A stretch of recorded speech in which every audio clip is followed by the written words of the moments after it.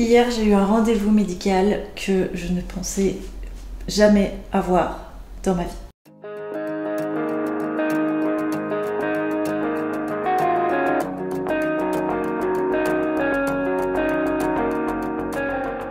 Hello la team Tylo, j'espère que vous allez bien. On se retrouve dans un nouvel épisode un petit peu plus solennel que celui d'hier, un petit peu plus préventif. J'ai envie que cet épisode soit vraiment préventif parce que ce que je vais vous expliquer aujourd'hui est quelque chose d'ordre privé, mais est aussi une question de sensibilisation.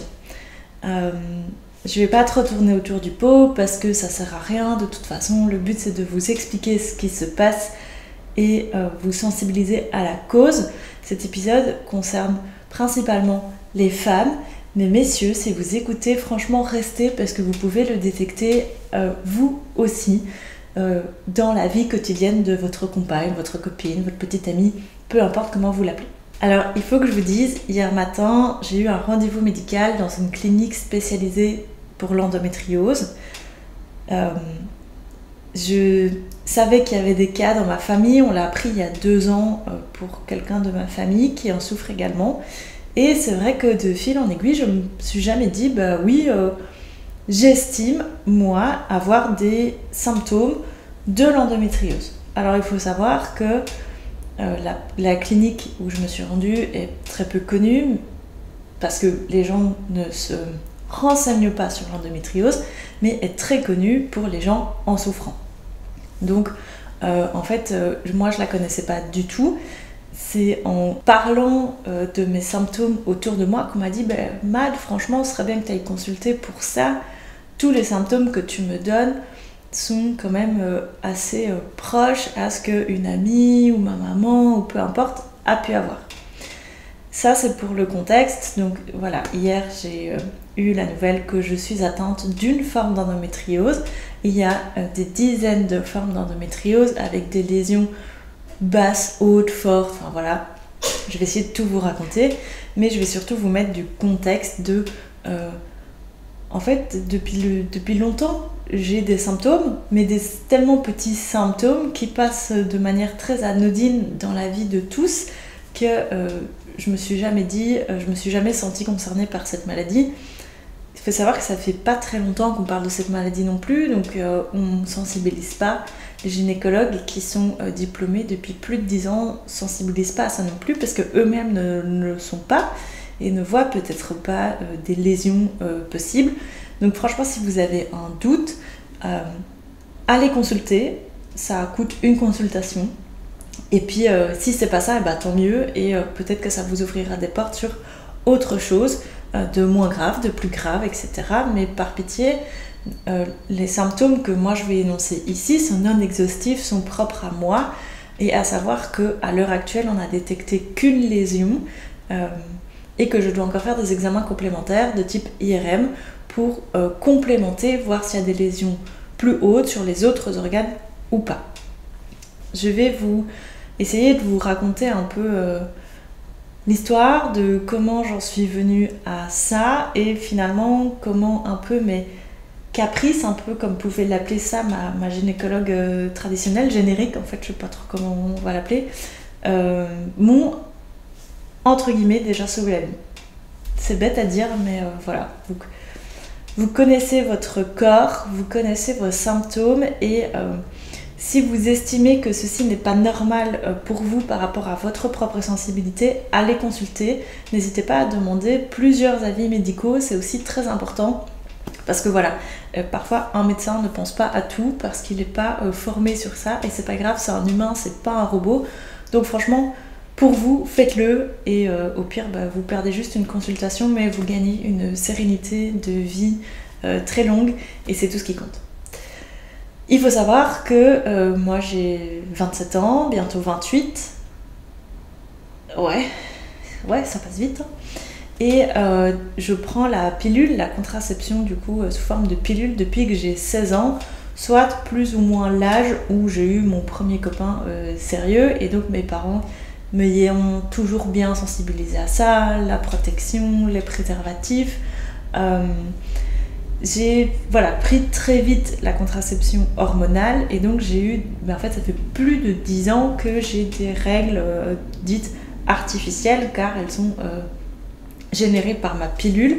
Et je vous avoue que de penser plus de 10 ans en arrière et de me dire est-ce que mes règles étaient régulières ou pas, je sais pas dire, je pense que non, mais honnêtement je suis même pas sûre que ma maman saurait répondre à cette question parce que ça fait très très longtemps. Donc j'ai d'abord été voir un premier médecin que mes parents avaient choisi, qui m'a prescrit un type de contraception qui est en fait le plus ancien du marché, donc entre guillemets le plus fiable pour une jeune, type hormonal classique, à plus bas dosage, etc. Et donc pendant quelques années je prends cette contraception-là, je sais même plus vous dire comment elle s'appelle. Donc voilà, mais je sais que c'est une très vieille contraception parce que ma maman prenait déjà la même à l'époque et donc on va dire c'est une pilule qui est depuis au moins 30 ans sur le marché et donc elle a quand même fait ses preuves. Et j'avais pas trop d'affinité avec cette gynécologue là, donc il y a plus ou moins 8 ans, plus ou moins 8 ans, je change de gynécologue. Déjà je me rapproche parce que l'autre c'était un petit peu loin. Et je vais chez quelqu'un de plus jeune, un peu plus ouvert d'esprit, plus sympathique, qui me convient mieux quoi. C'est super important, parce que cet épisode va vraiment être de sensibiliser ma génération, la plus jeune génération, et puis des gens plus adultes aussi, puisqu'il n'y a pas d'âge pour se faire dépister de quoi que ce soit un virus, une IST, tous ces trucs IMST ou je sais pas quoi. Endométriose, il n'y a pas d'âge pour souffrir et il n'y a pas d'âge pour se faire détecter, donc franchement allez-y, n'ayez pas peur. Et moi je suis hier j'étais dévastée, aujourd'hui je suis soulagée parce que je sais qu'on avance et je sais que je suis pas folle. Votre corps vous envoie des alertes, donc franchement prenez-les au sérieux et ne dites pas non ça passera, parce que ça passera peut-être jamais et c'est peut-être quelque chose de grave. Point sensible terminé. Donc je continue. Donc je change de gynécologue qui me prescrit une nouvelle contraception. Donc ça fait plus ou moins 8 ans. Oui, c'est ça, plus ou moins 8 ans que je change de contraception parce qu'en fait je lui explique que moi je fais beaucoup de sport. À l'époque je faisais vraiment beaucoup de sport, beaucoup plus que maintenant. Et être indisposée une fois toutes les 3 semaines, c'est franchement chiant. Vous-même vous savez les cavalières, être indisposée c'est super chiant. Alors je sais pas ce que c'est en fait d'avoir des règles dites normales, donc peut-être que pour des gens qui ont des règles tout à fait normales ça fonctionne et ça match, mais pour moi c'est vrai que c'était un peu galère, c'était un peu chiant, toujours cette peur que ça perce, que le tampon ça gêne, enfin voilà. À l'époque on parlait pas des culottes menstruelles comme maintenant, du confort, etc. Donc on passe sur une pilule qui s'appelle la Sezonic, qui est trimestrielle. Donc ça veut dire qu'au lieu d'être indisposée une fois par mois, donc tous les 28 à 30 jours comme les cycles classiques, je suis indisposée tous les 81 jours, donc une fois par trimestre, ce qui est plutôt cool, ça me soulage déjà beaucoup. Et la grosse différence qu'il y a sur cette contraception-là par rapport à l'ancienne, c'est qu'il y a des pilules dites placebo pendant la semaine de règles. Ça permet déjà de diminuer les douleurs. Alors pourquoi est-ce que je suis passée sur ça? Parce que mes règles m'empêchaient de faire du sport et aussi parce qu'elles étaient extrêmement douloureuses. Et donc, le fait d'avoir ce placebo légèrement dosé en hormones diminue les douleurs et donc les rendait un petit peu plus supportables. Quand je dis supportable, c'est quand même que le premier jour, j'avais du mal à sortir de mon lit et tellement j'avais des crampes, j'avais des nausées, parfois de douleurs, mais bon, on se dit que c'est normal parce que c'est comme ça, on est des femmes et puis c'est normal quoi. Donc je prends cette pilule pendant 6 ans comme ça parce qu'en fait je faisais plus trop de sport, c'était un accident et puis tous les feux étaient ouverts pour reprendre le sport à plus grande intensité. Et donc il y a plus ou moins 2 ans, je vais la trouver, à mon rendez-vous annuel, je lui dis écoutez, moi être indisposée c'est vraiment un calvaire parce que je me rends compte que je monte à cheval, voire plusieurs chevaux par jour, et que la semaine où je suis indisposée, je sais pas monter à cheval en fait. J'y arrive pas. Ça me fait des douleurs, des électrochocs, c'est horrible. Et donc, d'un commun accord avec elle, on décide de mettre ma pilule en continu en fait. Donc ça fait 2 ans que je ne suis plus indisposée. Et c'est là où en fait même un gynécologue générique et compréhensif va pouvoir parfois vous sauver entre guillemets la vie, ou en tout cas vous éviter de fortes complications, parce que du coup ça fait 2 ans maintenant que je ne suis plus indisposée, et le gynécologue que j'ai vu hier m'a bien expliqué que ça avait minimisé le cas, dans le sens où vu que je ne suis plus indisposée, les lésions en fait les lésions de l'endométriose augmente à chaque période de règles. Et comme je ne suis plus réglée depuis 2 ans, les lésions n'ont pas eu la profondeur de s'agrandir. Donc peut-être qu'on a juste une lésion dans l'utérus et pas ailleurs. Donc c'est pour ça que je dois faire des examens complémentaires. Ça c'est pour le contexte. Sauf que ça fait que depuis que je prends ma pilule en continu, je me suis dit au début trop cool, en fait viva la best life, c'est parti. Plus de douleur, plus de règles, c'est parti, je monte à cheval, pump it up, la belle vie. Sauf que pas du tout.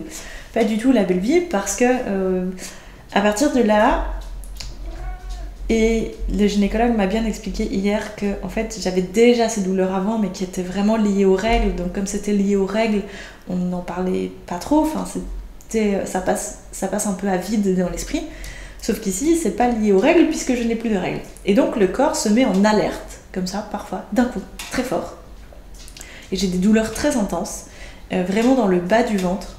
Et pour vous mettre une similitude, parce que je peux pas mettre une échelle de la douleur parce qu'on a tous une sensibilité différente, mais c'est comme si on me mettait des coups de couteau vraiment dans le bas du ventre.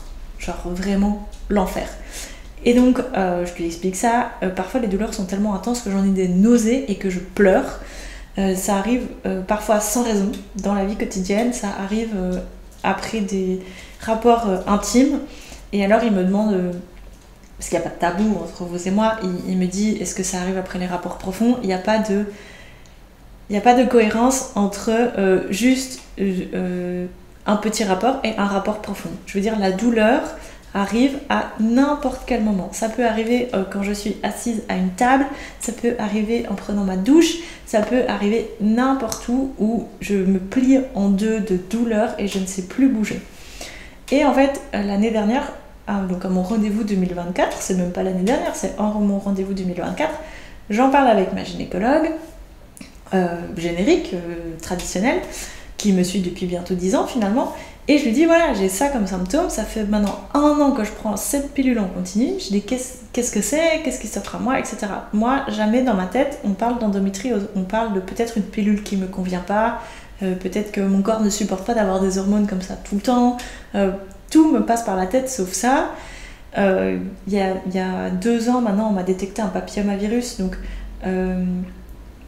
je me suis dit bah, c'est peut-être lié à ça, c'est peut-être des douleurs liées à ça, que mon corps en fait est en train de combattre le virus, et donc elle me prend en fait un peu à la légère et elle me dit elle me fait l'écho classique, la palpation classique, elle me dit bah non, tes ovaires vont bien, il n'y a pas de kyste, enfin il n'y a rien, il n'y a pas de lésion sur les ovaires, et donc pour elle il n'y a rien, et elle me dit c'est probablement des lésions musculaires, bullshit, mais on ne le savait pas, et elle m'a dit si t'as mal, va aux urgences. Sauf qu'il faut savoir qu'il y a vraiment beaucoup de gens qui vont aux urgences.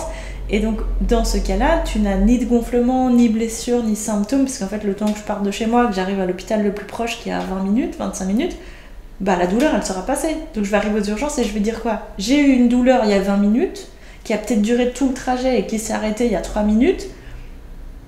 Je veux voir un médecin, mais ça n'aura pas de cohérence parce que j'aurai plus mal. Donc, j'ai jamais été aux urgences parce que de toute façon ils vont me renvoyer chez moi avec une boîte de Dafalgan. Donc tout l'un dans l'autre. Et donc en fait ça fait plus d'1 an que j'ai ces douleurs qui en fait finalement ne m'arrangent pas la vie, parce qu'il n'y a pas de pump it up, je suis plus réglée, je peux monter mon cheval, parce qu'en fait ça me tétanise parfois 2 jours parce que j'ai une douleur très intense et puis j'ai ce qu'on appelle une douleur basse constante. Et donc en fait ça épuise ton corps, vraiment ça t'épuise, et mentalement, puisque tu as peur de bouger, et ça épuise ton corps en fait qui se met en alerte complète. Et pour tout vous dire comment j'en suis arrivée sur la piste de l'endométriose, c'est un petit peu par hasard. Alors déjà en discutant autour de moi, parce que voilà, on en parle de plus en plus, donc, mais après il y a tellement de types d'endométriose qu'il y a quelqu'un qui va peut-être avoir une endométriose digestive et que moi j'ai une adénomiose, donc du coup c'est pas du tout les mêmes symptômes. Je vous expliquerai après ce que c'est l'adénomiose, quel type d'endométriose c'est. Donc voilà. Et pour tout vous dire, comment j'en suis venue à penser à l'endométriose, c'est que je fais des rapports protégés et donc je n'ai pas de symptômes de grossesse. Du coup, pas de fausse couche, parce que ça pourrait être ces deux symptômes aussi typiques d'une fausse couche, et donc ça ne l'est pas. Même si on se protège, il n'y a jamais de raison à 100% de ne pas tomber enceinte. Je veux dire, c'est sûr à 99% que je tombe enceinte, et c'est le cas. Donc voilà, je prends bien ma pilule en continu, je l'oublie jamais un jour, enfin voilà. Ce qui pourrait se passer, c'est que mon corps n'assimile plus et fasse un rejet de la pilule, ça c'est possible aussi. Sauf que du coup, le médecin que j'ai vu hier m'a bien expliqué que si mon corps faisait un rejet de la pilule, c'était tous les jours. Tous les jours, je vomirais, tous les jours. Enfin, ce serait vraiment très fort, un peu comme un corps qui fait un rejet d'organes. Je veux dire, le corps se met en alerte complète et c'est comme une explosion en interne en fait. Donc c'est pas le cas. Et donc je m'égare. Comment j'en suis venue à la conclusion de l'hypothèse que ça pouvait être une endométriose, c'est que j'ai regardé Les Orages de la vie. Les Orages de la vie, c'est diffusé sur RTL TVI en Belgique, c'est diffusé aussi sur M6, je pense. Et ils ont interrogé la chanteuse Laurie.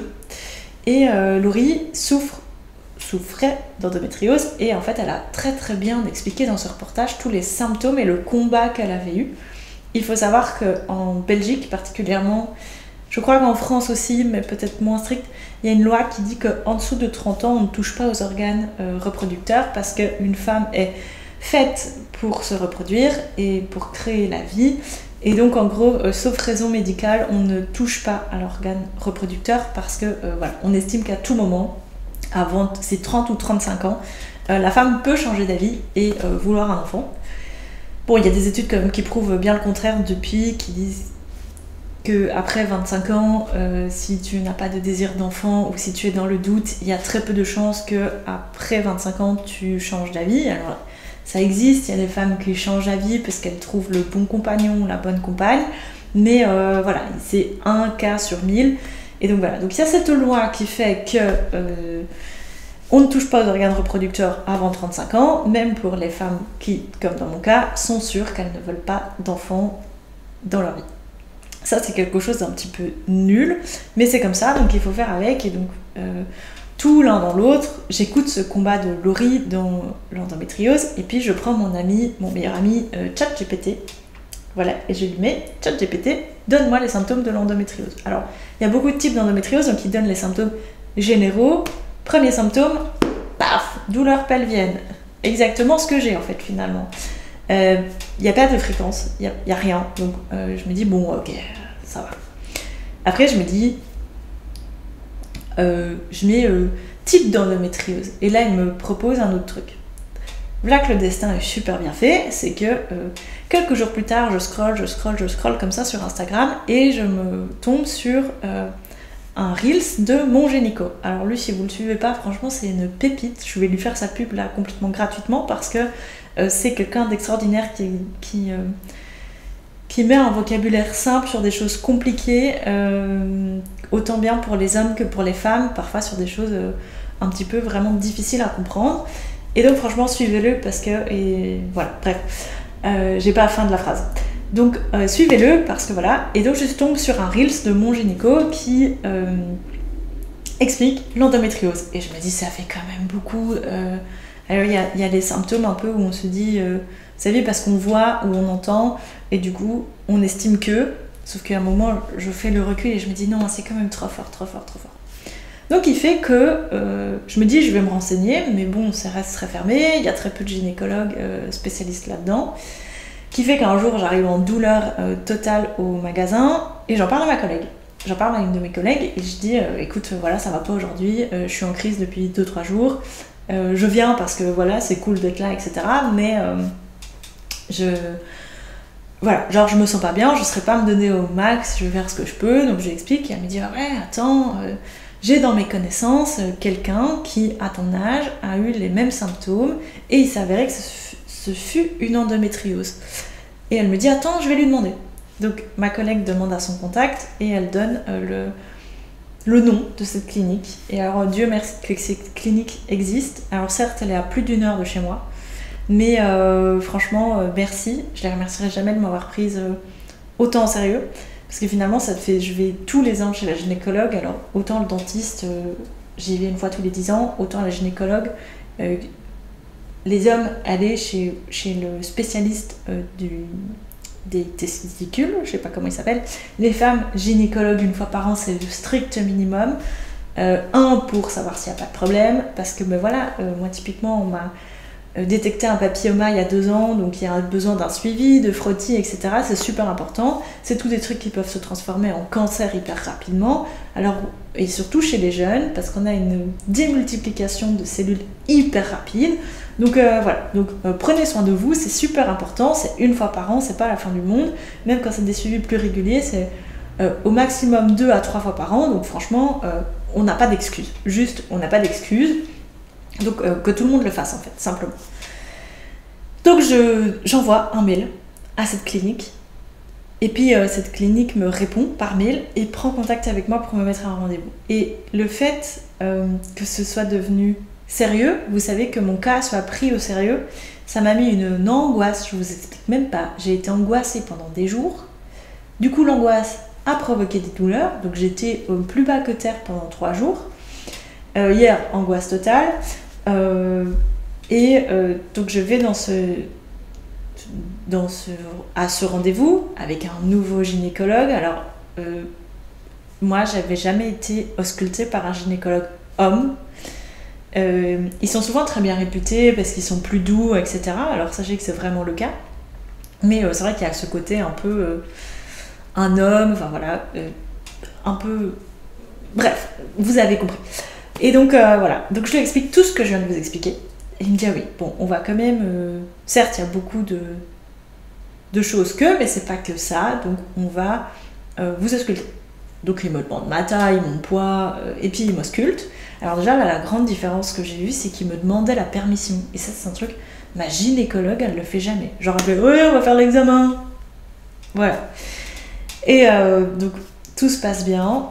L'examen quand même assez douloureux pour le coup, je ne vous cache pas. Alors moi je suis pas quelqu'un de très sensible à la douleur, je peux marcher sur une fracture par exemple. Donc je vous donne un peu ma notion de douleur, donc assez douloureux.